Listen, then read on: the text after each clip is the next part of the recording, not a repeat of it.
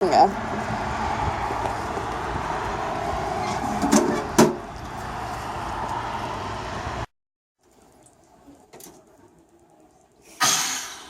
In this scene, we can see two examples of a good or service provided by the government. We see a citizen drinking tap water provided by the government and a mailman, a government employee, delivering mail. Both are goods and services that can be used by every citizen.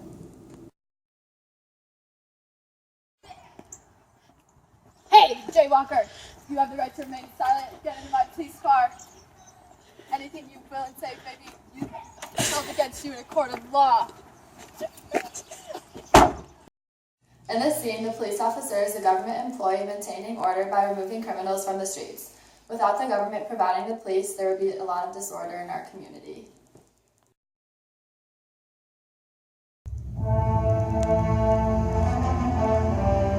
There's strong, and then there's Army strong. It is not just the strength to obey, but the strength to command. Not just strength in numbers, the strength of brothers. This video shows soldiers providing protection from other countries. The government funds the military. The military ensures our nation's well-being.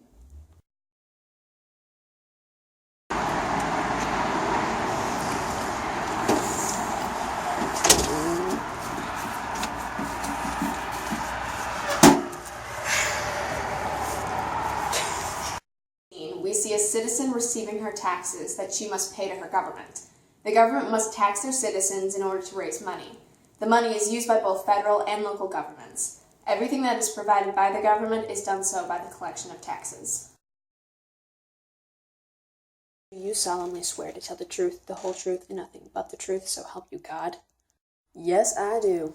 You may proceed. Tell us what happened on the night of the 25th of January, 2016. Well, I got home at around 7 p.m. I walked in through my front door, and there I see a robber just standing in my kitchen, shoving stuff into a bag. I'm so going to prison. In this scene, the government resolves a conflict between a robber and their victim. The government must provide a speedy and fair trial to those accused of a crime. The job of the government is to resolve conflicts fairly and orderly. Washington are. Look, I think the challenge right now for everybody who's not Donald Trump is to make the case effective. Happy New Year!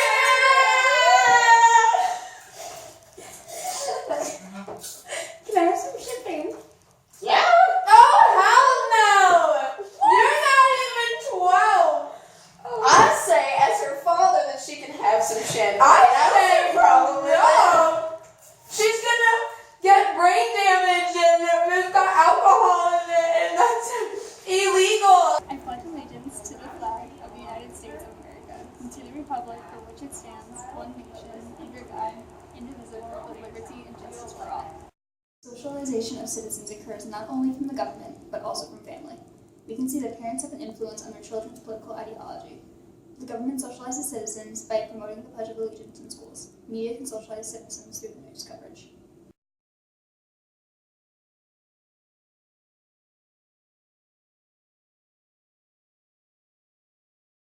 I am 18 years old and I'm a senior here. Do you identify? Oh, sorry. I'm a liberal. You identify as a liberal, okay. Yes.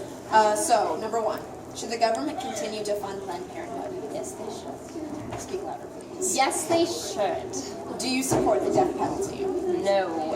Should the government raise the federal minimum wage? And I'm gonna say no. Should the government make cuts to public spending in order to reduce the national debt? I really haven't thought too much about that one. You know. So I'm gonna say yes. Okay. Should there be more restrictions on the current process of purchasing a gun? Yes. Should the government require children to be vaccinated for preventable diseases? Yes. Should a photo ID be required to vote? Yes. Okay.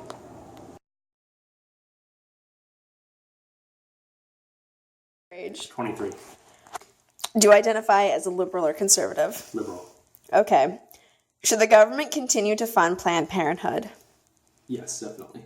Do you support the death penalty? No. Should the government raise the federal minimum wage?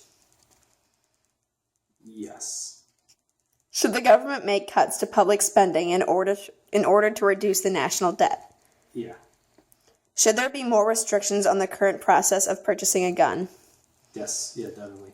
Should the government require children to be vaccinated for preventable diseases? No.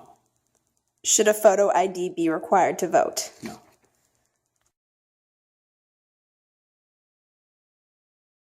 Susan Roman, 49, conservative. Okay. Should the government continue to fund Planned Parenthood? No, it should not. Okay. Do you support the death penalty? And you can elaborate if you want on it.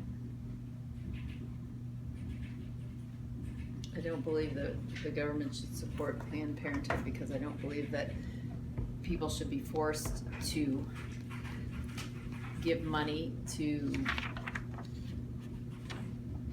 killing human beings. Okay. Which is something that Planned Parenthood does. Okay.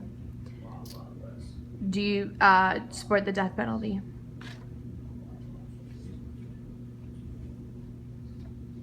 I'm not sure how I feel about that. Yeah.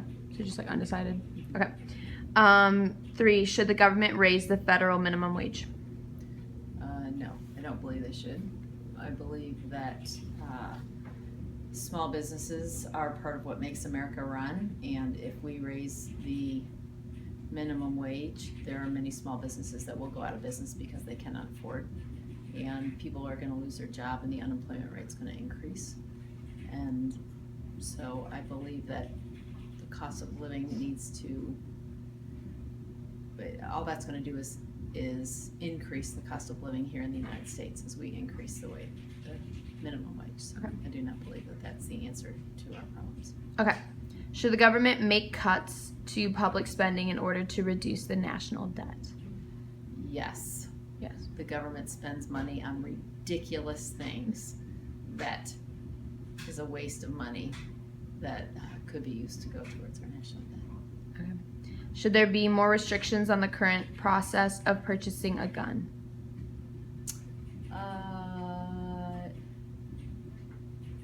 Yes, I believe that there should be, I don't know, more restrictions? Yeah, more restrictions. Unfortunately, the people who are using guns that are killing people with their guns are not getting them legally. So the issue is, in my mind, is not more restrictions. But it's those people are getting their guns in the black market. But yeah, I believe we need to have very strict restrictions on who we allow people who purchase guns. Okay. And 6, should the government require children to be vaccinated for preventable diseases? No, I don't believe that's the government's job to require people to be vaccinated. I think it needs to be a person's choice as to whether or not they choose to vaccinate. Okay. And last question, should a photo ID be required to vote? Yes.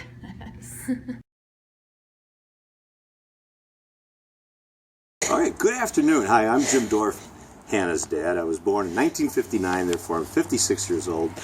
Lived here my entire life in the Chicagoland area, and I'm a big-time Cubs fan. So let's go to it right now. I regret this. Do you identify as a liberal or I conservative? certainly consider myself a liberal. Okay, question 1. Okay? Should the government continue to fund Planned Parenthood? Absolutely, yes. Do you support the death penalty? It's a tough one. Yeah, Should the government raise the federal minimum wage? absolutely, yes. Should the government make cuts to public spending in order to reduce the national debt? No.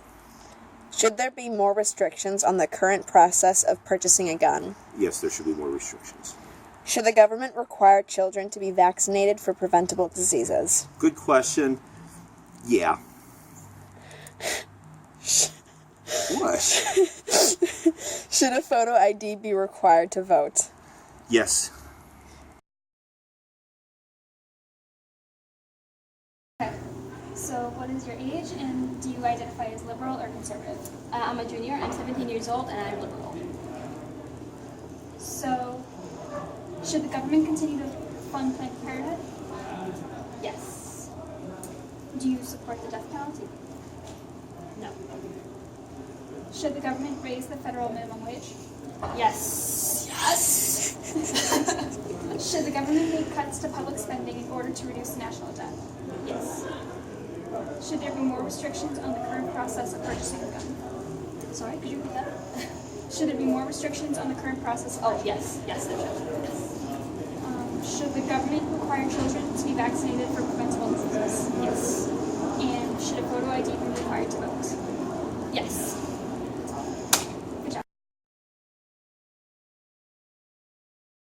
Okay. Here are the 7 questions we chose to ask people for our interviews. 1. Should the government continue to fund Planned Parenthood? A liberal would say yes. 2. Do you support the death penalty? A liberal would say no. 3. Should the government raise the federal minimum wage? A liberal would say yes. 4. Should the government make cuts to public spending in order to reduce the national debt? A liberal would say no. Should there be restrictions on the current process of purchasing a gun? That's question 5. A liberal would say yes. Question 6, should the government require children to be vaccinated for preventable diseases? A liberal would say yes. And lastly, should a photo ID be required to vote? A liberal would say no. The first interview was Carolyn, who is 18 and considered herself a liberal. So the first question we asked is, should the government continue to fund Planned Parenthood, and how did she respond to that? She felt they should. They should. Okay, what about supporting the death penalty? She did not support the death penalty. Okay, wait, should the government raise the federal minimum wage? She felt they shouldn't. They shouldn't. And should the government make cuts to public spending in order to reduce the national debt? Yes, they should. 5, should there be more restrictions on the current process of purchasing a gun? She felt there should be. 6, should the government require children to be vaccinated for preventable diseases? Yes, they should. And last question, should a photo ID be required to vote? Yes, they should. So really, she said she was liberal, but she was more a left-leaning moderate. She had 4 liberal answers, but then she had 3 conservative answers. Alex, he's 23 and he identified as a liberal. Should the government continue to fund Planned Parenthood? He said yes. Does he support the death penalty? No. Should the government raise the federal minimum wage? He said yes. Should the government make cuts to public spending in order to reduce the national debt? He said yes. Should there be more restrictions on the current process of purchasing a gun? He said yes. Should the government require children to be vaccinated for preventable diseases? He said no. And should a photo ID be required to vote? He said no. So we had 5 liberal and 2 conservative, and we've been noticing the trend where that's actually quite common. Just kind of proving the fact that no person is completely one way or the other. So 5 to 2 is pretty common. He was overall very sure of most of his liberal answers, so I would be very comfortable with saying that Alex truly is a liberal, a hardcore liberal, because he was very informed and aware of his liberal answers, and his conservative answers he was I don't know. Okay, so then I interviewed my mom. She's 49 and she identified as a conservative. Should the government continue to fund Planned Parenthood? She said no. Does she support the death penalty? She could not answer that, so we put unanswered. Should the government raise the federal minimum wage? She said no. Should the government make cuts to public spending in order to reduce the national debt? She said yes. Should there be more restrictions on the current process of purchasing a gun? She said yes. Should the government require children to be vaccinated for preventable diseases? She said no. Should a photo ID be required to vote? She said yes. So overall, although she only answered 6 of the 7 questions, she only got 1 liberal answer and 5 conservative. So that's definitely our most conservative person that we interviewed. Jim, 56 years old, and he described himself as a liberal. Should the government continue to fund Planned Parenthood? He said yes. Did he support the death penalty? He said yeah, but he was really unsure of his answer. Should the government raise the federal minimum wage? Yes. Should the government make cuts to public spending in order to reduce the national debt? He said no. Should there be more restrictions on the current process of purchasing a gun? He said yes. Should the government require children to be vaccinated for preventable diseases? He said yes. And should a photo ID be required to vote? And he said yes.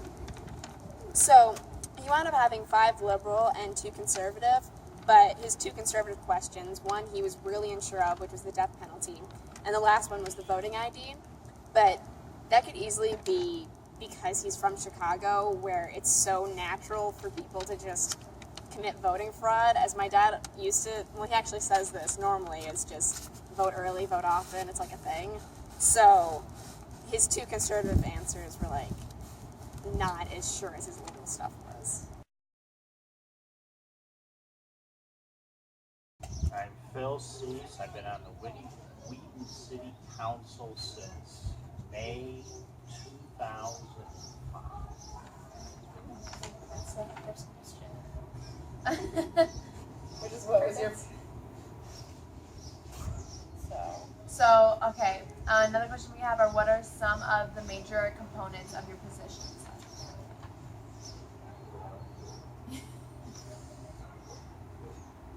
Well, I mean, the city council in Wheaton is made up of 7 people, the mayor and 6 councilmen. Councilmen, there's 4 districts, north, east, west, and south. So I represent the North District, which is everything north of the railroad tracks.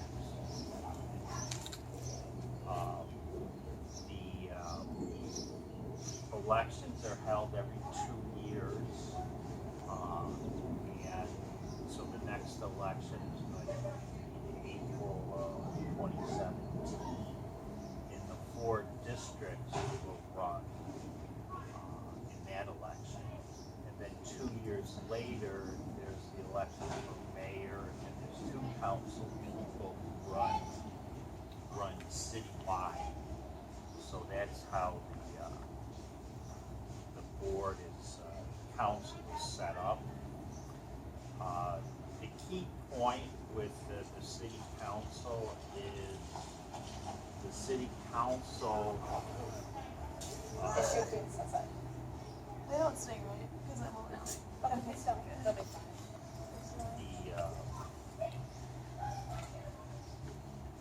Basically, the city council hires the city manager.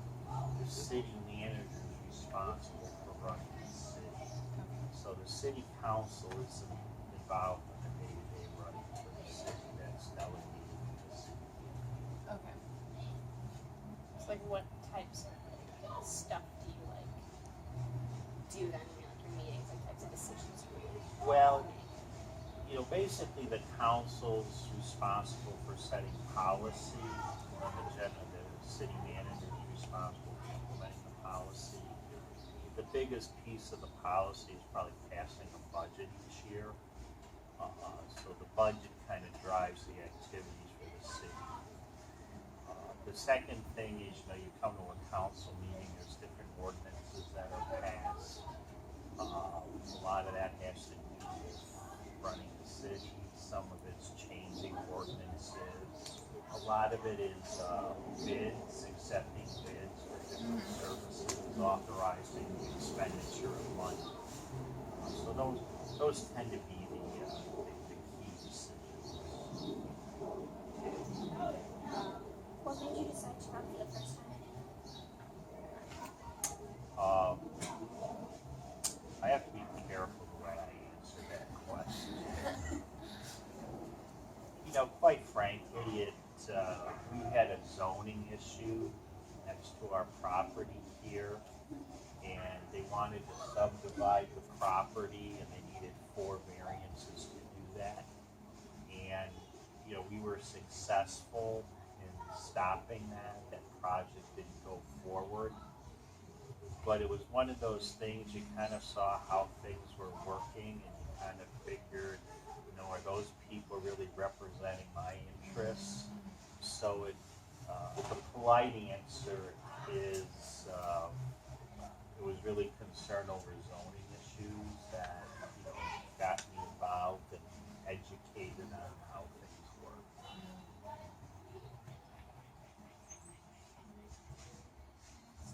Oh, okay, yes. So, what was your most recent election experience? Well, so I I got reelected April of 2015, so that was the third time I had been elected. There were 4 people who ran against me, and they all lost. I should say that nicely, but so it was kind of interesting that 4 people ran against you, but it's kind of frustrating, and maybe it isn't, but the people running against you really didn't have an appreciation of how things work or understanding of kind of the context of things. They kind of thought, well, it'd be nice to be on the city council, but they didn't really have a good understanding of the issues and what are the appropriate points, things along those lines. And part of it is, well, he's had 2 terms, maybe it's time for somebody else. And, there can be some truth to that, but, you got to be qualified or at least have some understanding of the issues. Quite frankly, there were 4 people that ran against us, and actually 3 stayed in it. But, none of them were really strong candidates as far as having an understanding of how things work, focusing on key issues. This question may have already been answered earlier, but what is currently on the city board's policy agenda? Well, there's been several things. One of the key things was, our city manager's retiring April 30th. He's been the city manager for over 35 years. So one of the things that we were confronted with in the last year was replacing the city manager. And the decision there was to go with the assistant city manager who has been with the city, I think, about 24 years or so. And we just thought that the continuity of dealing with somebody who's worked with the city was important. So that was a key decision. The second thing, we just worked through the budget, process. One of the things that came up in the budget process was raising taxes.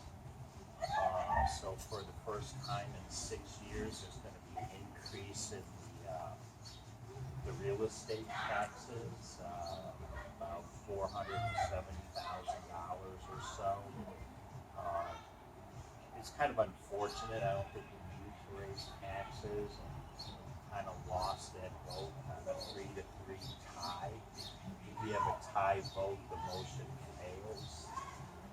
So that was kind of disappointing. But nonetheless, that was a significant policy discussion. The third thing that we're focused on is infrastructure. In particular, we have a road program. We spend about $3 million a year on roads each year. We spend money on stormwater. How can we better handle stormwater? How can we upgrade the sewer system? The water. We do so much water each year. So there's just an ongoing investment in infrastructure. The third thing that's going to come up is the redevelopment of downtown. We need to rebuild the street landscape downtown. And so there's been work done on that, planning work. That's essentially a 20-year project, which probably anywhere from $50 to $80 million over that 20-year period. So that's one of the key things that's kind of confronting us going forward. Another item that's going to come up is the garbage contract, and that's going to be kind of interesting.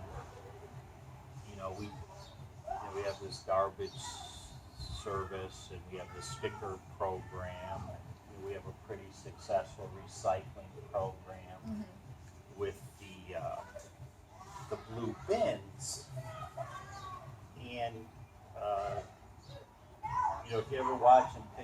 blue bins. They've got a machine that comes along, lifts the cart, dumps it in, and moves on. Yet, for the regular garbage, they have to get out of the truck, dump it, and move on.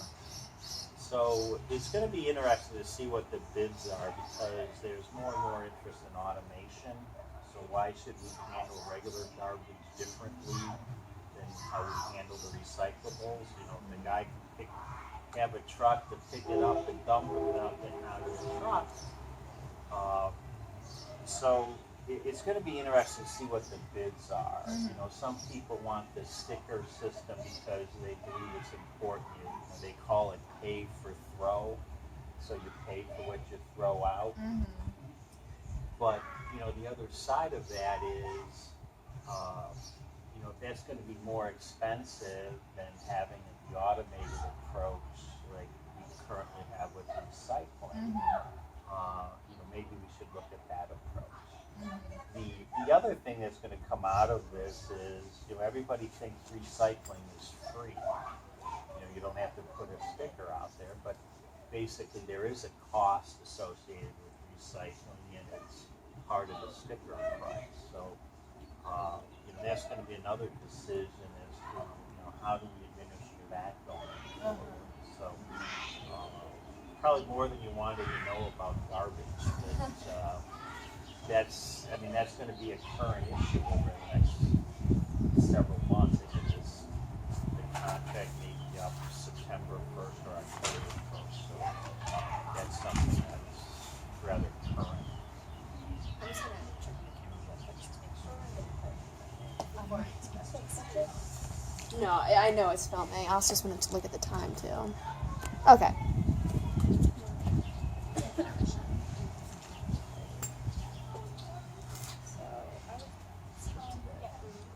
So is the current situation with the stalemate of the Illinois budget affecting you guys?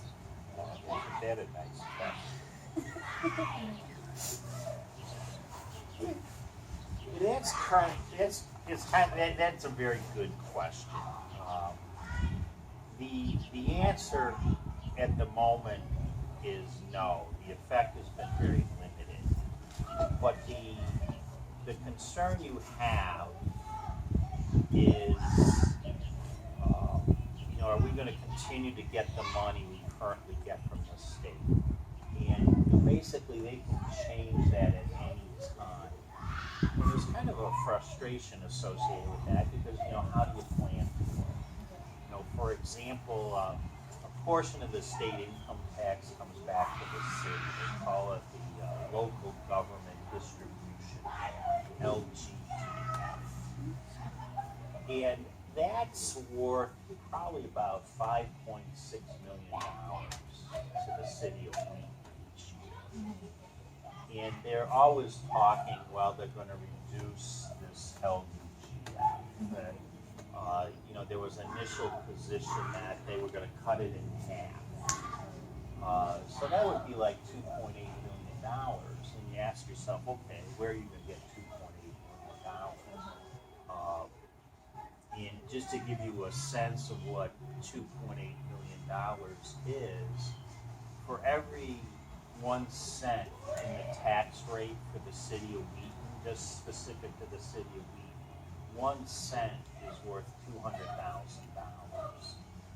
So you're looking at increasing the tax rate like 14 cents to pick up that $2.8 million. You know, that reduction ever came to fruition. So, I mean, the direct answer to your question is, up to this point, there has not been an impact. You know, you kind of sit there worried about there's going to be an impact and what are we going to do. But up to this point, it hasn't happened. Now, one of the key things the city has done is that we basically built up our reserves. And the thought was to carry enough reserves so if something happened in Springfield, we basically would have a year to work it out. So we've kind of planned, you know, for a reduction in funding from Springfield. Up to this point, it hasn't happened, but who knows? The other key point on that is, how does it affect us? It also affects the city of Chicago, and the city of Chicago is not in a position to absorb it the way we are. And I think that's one of the things that has kept anything from changing, because the city of Chicago needs the money. And up to this point, that may be one of the reasons why nothing's changed. And hopefully it won't, because the money that comes back to us is really from the state income tax, and it was set up when they passed the state income tax. Basically, 1% of the state income tax would come back to municipalities, so the various municipalities would implement the income tax locally, and that's why people get worked up over the whole discussion that it's kind of a violation of what was set up in the beginning. That why should there be any uncertainty about that money coming back to the communities? Because that was the way it was established. Anyway. Okay, well, we have reached our time minimum. I think you should keep going. You should answer all your questions. Okay. I want to know what the best and worst parts of your position are, really. Well, the best part, quite frankly, it's been a lot of fun. There's a lot of great people, great, interesting people in this community, just to engage them in conversation, the experiences they've had. You have people in this community that lived all over the world, very accomplished people, and, they're not out there bragging about it, but, as you get to know people, you just get a sense of, how accomplished people are. The other thing, this is a very caring community. People actually help one another. I've had experiences where I've been walking home from the train in pouring rain, and complete strangers, offer to pick you up and drive you home. That's nice stuff. This is a great community to raise a family, and we never want to lose that. So that's the good part of it. The bad part, there really isn't a bad part. Sometimes you get into disagreement with people over certain decisions that are made, and a lot of that's usually around zoning, which is very local in the context of one neighbor perhaps against another. And, those aren't nice situations, but usually over time life goes on, things are forgotten, so that's good. So, do you collaborate with other boards or maybe even other towns? Not really.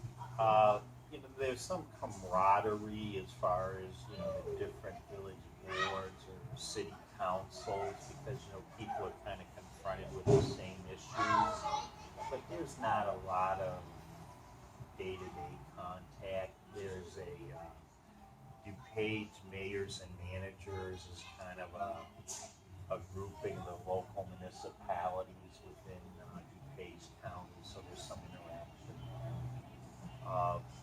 We have tried to do certain things with other elements of government, so like the school board and the park district, within Wheaton.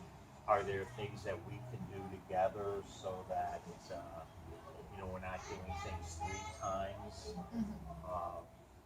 One of the things that's kind of an example the wrong way, you go down Manchester, the city's got that big public works facility, and next to it, the park district has a public works facility. So you kind of ask yourself, well, couldn't we have partnered on this? So that's an example. But we try to work together in a way that makes sense. Another thing, we're working with some of the local communities with respect to the fire departments. Are there some things there we can partner with respect to training, things along those lines. So there's kind of an alliance with respect to the fire department. So that's another kind of example. I'm on the water commission. I don't know if you're familiar with the DuPage Water Commission. That's really local communities within DuPage County and the county, work together to bring Lake Michigan water to DuPage County. So that's another example of people kind of working together. Definitely. Would you encourage students to go into politics or run for government in the future? Certainly. But I've got a question for you. Are you registered to vote? I did vote this year. Excellent. Yeah, same. I'm 16. Oh. Well, when you become 17, That's you can. So, I saw that question, and I said, you know what? I mean, the first way to get involved is to register to vote. So that's fabulous. And yes, the answer to that is yes, because not enough people get involved. And the problem is, when not enough people get involved, you get people who get involved for the wrong reasons. And if you don't believe that, just look at the state of Illinois and the legislature of the state of Illinois and why doesn't anything get done. So, I think the key to that is we've got to get more people involved. And I think if we get more people involved, we're going to get a better result. So, yeah, it's fun. I mean, it's a great way to interact with people. It's great to be involved in the community. I mean, in Wheaton, we're very fortunate. I mean, we've got a great situation here, and all you have to do is look around, and you see areas where things aren't as great. So we're very fortunate, and that's the result of a lot of people over time doing the right things for the community. That's why it's important for folks to get involved. All right? All right, thank you very much. Well, thanks for coming.